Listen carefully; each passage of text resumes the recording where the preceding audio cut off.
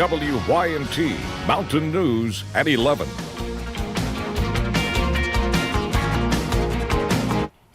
A campaign promise becomes a reality with the signature of Governor Andy Beshear.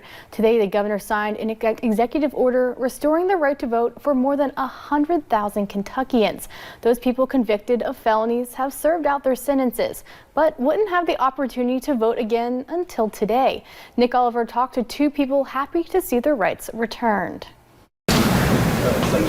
Governor Beshear taking pen to paper. In just his third day in office, some felons are heading back to the polls. Years after they've paid their debts, on election day, they're still forced to stand on the outside of the voting booth looking in.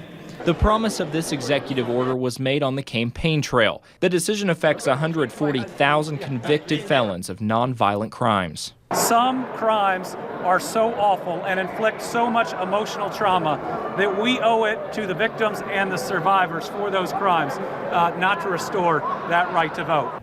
Many of the people inside the Capitol say this has been their Christmas wish year after year. Today, that Christmas wish has been fulfilled. I've come a mighty long ways, and I'm not the same person that I used to be then. Juan Gomez robbed a gas station for cigarettes 17 years ago. He served his time and has been out for years. His voting rights have been returned as of today. I'm a 68-year-old veteran of the Vietnam era, and I could go and fight for my country. When I come back, I couldn't vote because I made a mistake. It's a real bad feeling. It's a bad feeling, but it's a great day today.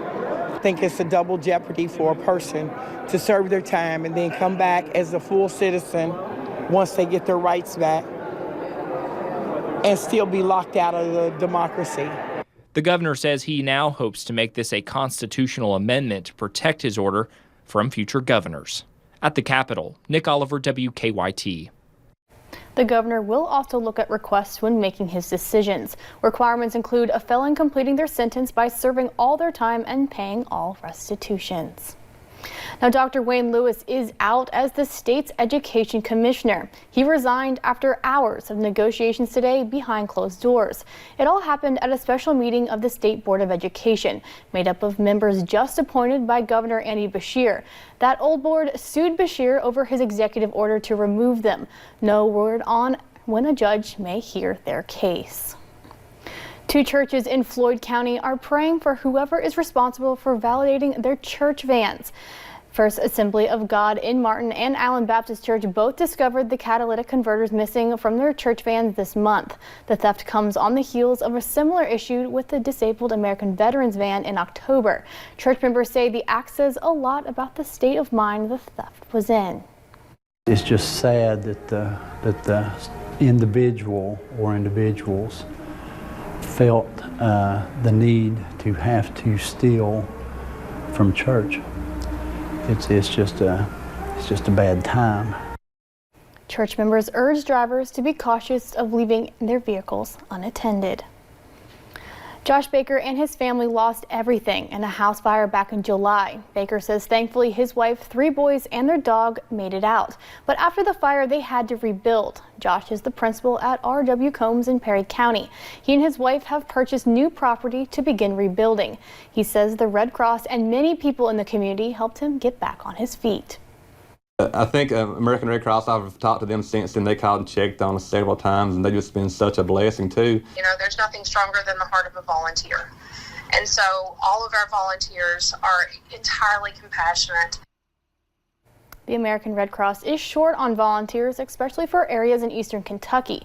If you'd like to become a volunteer, you can find the link to do so on our website, WYMT.com.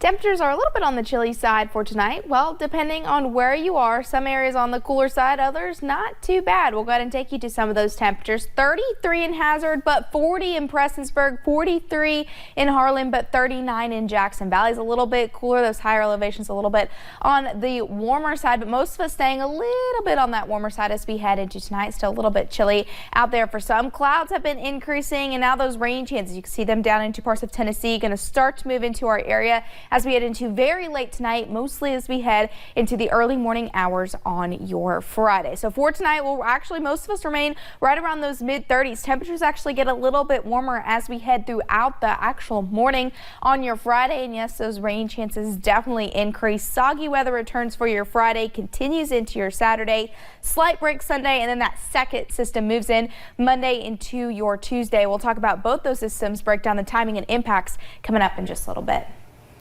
Thanks, Paige. Now, it is an increasing problem throughout the country. According to the CDC, 52 people have died from vaping-related illnesses. Another 2,400 have been hospitalized. All of those cases, the CDC says just over half involve someone 24 years old or younger.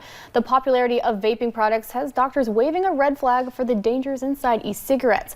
But they don't yet know if there are any long-term effects of vaping. Miranda Combs talked to doctors who say action needs to be taken now. You could say it's taken very little time to take off. What's amazing about it is how quickly the numbers have grown. This has come upon us almost overnight. This is obviously a watch, but take the face off the watch and it's a vaping device. There's as much nicotine in the face of the watch as in a pack of cigarettes. This is a $25 hoodie, but one string you can vape from. Now, why would they do that if they weren't trying to hide what they were doing? Foundation for a Healthy Kentucky Executive Director Ben Chandler is convinced vaping groups have a specific prerogative. There's no question in my mind that they have targeted young people. All you have to do is look at the numbers. Only 3% of the adult population in this country, a little over 3%, use vaping products. Over 27% of high school students use vaping products. The problem is it's kind of gone off on its own. It's its own little cult favorite, a thing that kids are using because they think it's cool. Lexington Emergency Dr. Ryan Stanton says vaping is supposed to be for people to wean off cigarettes, not to start using nicotine when you never smoked in the first place. This is a transition item, and we have to stress the importance of just because something smells good doesn't mean it's good for you. In fact, the CDC is still trying to figure out just how bad it is for you. Thousands have suddenly gotten sick from vaping, and more than 40 deaths across the country can be attributed to vaping. You never know. When you take a chemical by itself just sitting there, a lot of times it's not dangerous. But you take that chemical, put it with other stuff, and then you heat it and expose it to the lungs, but your lungs are very sensitive. You have the potential for significant damage. The bottom line is we don't know what's in these products. And Chandler says that's immediate reason for legislation. They want an excise tax put on vaping products, for starters. He believes that will reduce usage, especially for young people. What frightens me the most is that we were seeing a decline, a steady decline in the use of tobacco products and the use of nicotine until these products came along. And now what we've seen are young people who would otherwise not use tobacco products, use these products and become addicted. Chandler is hopeful the support for taxing vaping is there, saying it's a shared concern across Kentucky and the country, that what we don't know about vaping really can hurt us. In Lexington, Miranda Combs, WKYT. Another thing Chandler would like to see abolished is flavored cigarettes, but he knows he has to do one thing at a time. If you are searching for a new job, you just might be in luck. The truck driving industry saw a shortage of nearly 61,000 drivers in 2018. And if you are interested in joining the industry, you do not have to go far to get certified. HCTC offers commercial driver's license classes. Jeff Sidham, CDL program facilitator, says there are many misconceptions in the industry. If you think you can't drive a standard shift, please, let me tell you, you'll be the first ones that will pick it up. You pick it up a lot easier than someone who's been driving for 10, 20 years of standard shift transmission. CDL classes are given at the Hazard and Hayden HCTC locations. The next available class starts in February. The annual Christmas in a Small Town kicked off tonight in downtown Hazard. Everyone enjoyed the ice rink in Triangle Park, which will be open through Saturday. Cost is $5 per person. Tomorrow there will be a parade of car lights. Anyone can deck their cars in lights and ride in the parade. And of course, the annual Christmas parade will be Saturday at 4, and there will be a special surprise Saturday night. As far as we know, we are the only town this side of the Mississippi that has Christmas Carol choreographed fireworks. The fireworks will be at 7 Saturday night. You can see them from anywhere you watch the 4th of July fireworks. We have the full list of activities on our website, WYMT.com. Our final recipient of the Ralph Gadward Broadcasting Scholarships comes from Whitley County. Nellie Ellis is a senior at Whitley County High School in hopes of double majoring in English and communications with an emphasis in journalism. She says she was elated to hear she won the $1,000 scholarship to help her fulfill her big ambitions. That's just more money for college, because college is super expensive, and so that kind of lifts a little bit of the burden off of mine and my family's shoulders. For more on her story and the other winners, check out our website at WYMT.com. It's an 11-year tradition at Davidson Baptist Church that thousands have come to. Each year they host a drive-through nativity starting from the inn in Bethlehem and ending at the cross. This evening I talked to the pastor at the church about why they host this each year.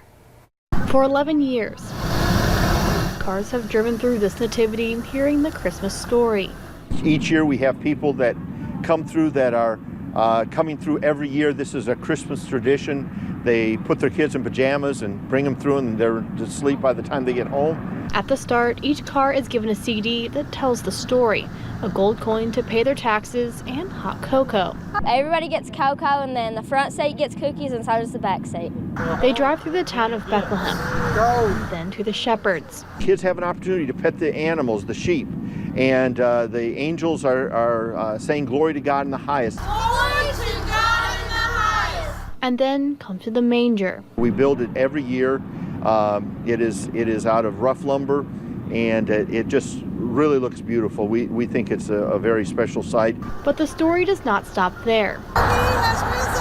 It ends at the tomb and the cross. We want to give them the full story, not just the sentimental part, but we wanted to get a better picture and be reminded of that. Each year they add something new. While the story is an old story, we don't want the story to become old. We want it to be something that's fresh and alive and special. But always want the reason for the season to be the main highlight. The nativity is free and runs through Saturday, but if it rains tomorrow and Saturday, they will have it open on Sunday. Coming up at 11, a Tennessee manhunt lands 14 back behind bars. And we are tracking 2 different systems that'll impact the mountains over the next 5 days. We'll talk about the timing and impacts next.